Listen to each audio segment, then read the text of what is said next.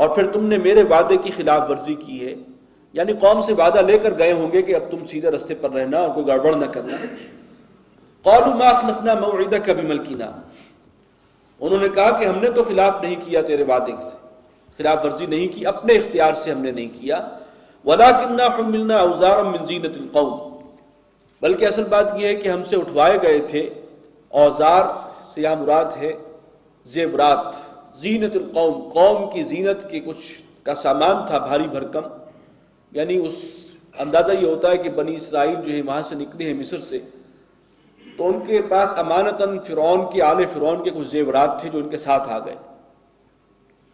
تو زیورات کا بوجھ ہم نے اٹھایا ہوا تھا۔ فقذفناها، تو ہم نے ان کو پھینک دیا۔ فكذلك القى السامری، اور پھر اسی طریقے سے سامری نے ان کو ڈھال کر ایک چیز پیش کر دی ہے، اور وہ کیا ہے؟ فاخرج لهم عجلا جسدا له خوار، اس نے اس سے برآمد کیا ایک بچڑا، گائے کا بچڑا، اور جس کا ایک دھڑ تھا، باقاعدہ اس کا جسم ہے، اور لہو خوار، اس میں گائے کی سی آواز بھی نکلتی ہے ڈکرانے کی۔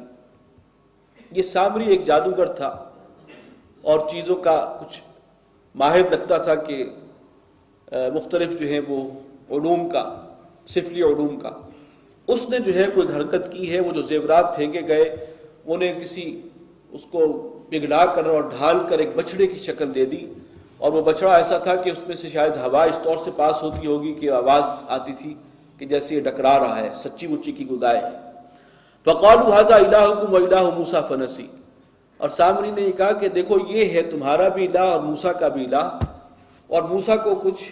بھول چوک ہو گئی ہے، وہ کوہ طور پر چلا گیا اپنے رب سے ملنے، یہ ہے اس کا الہ۔ افلا يرون الا يرجع الیہم قولا، تو کیا انہوں نے اس پر غور نہیں کیا کہ وہ تو ان کو کسی بات کا جواب بھی نہیں دیتا تھا؟ وہ بچڑا کیا ہے؟ ایک بےمانی سی آواز اس کے اندر سے نکل رہی ہے۔ ولا يملك لهم ضرا ولا نفعا،